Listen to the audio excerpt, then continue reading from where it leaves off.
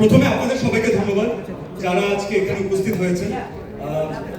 এত বিজি স্কেডিউলের মাঝখানে আমি আমার এত পছন্দের মানুষগুলোকে সামনে দেখতে পাচ্ছি, আমাদের প্রিয় ভাইদেরকে পিছনে দেখতে পাচ্ছি, যাদেরকে ছাড়া আসলে আমরা চলতে পারি না এক মুহূর্ত।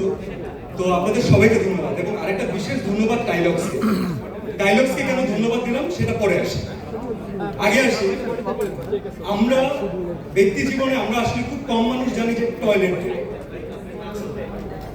একটা ট্রল এলিমেন্ট মাঝে মাঝে মনে হয় যে টয়লেট ডে নিয়ে কথা বলার কি আছে।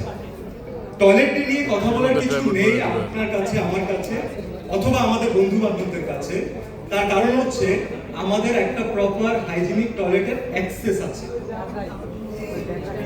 আপনি আমি পার্টিকুলারলি আমি বলবো যে আমার ফিমেল কলিগরা আমরা সবসময় কাজে গেলে যখন ঢাকার বাইরে যাই আমরা সবসময় কিন্তু দেখি যে নিজেদের জন্য আমরা তো যে কোনো জায়গায় ট্রাই করি যে অ্যাডজাস্ট করে নিই, কিন্তু আমাদের যারা ফিমেল কলিগ আছেন তাদের কিন্তু টয়লেটটা খুব ইম্পর্টেন্ট একটা এলিমেন্ট এবং আমরা ডিরেক্টরদেরকে আমাদের টিমকে রিকোয়েস্টও করি যেন টয়লেটটা অ্যাটলিস্ট হাইজিনিক থাকে।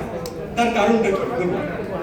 কারণ হচ্ছে যেটা আমাদের কাছে খুব সহজ একটা নেসেসিটি, সেটা বাংলাদেশের প্রত্যন্ত অঞ্চলে বাংলাদেশের ম্যাক্সিমাম মানুষের কাছে এখনো লাক্সারি। আমাদের এখনো সবার সেই ফাইন্যান্সিয়াল সিচুয়েশন দাঁড়ায়নি যে আমরা একটা সুন্দর টয়লেট, একটা হাইজিনিক টয়লেট এনশিওর করতে পারবো, যার মাধ্যমে রোগ জীবাণু ছড়াচ্ছে খুব স্বাভাবিক বিষয়।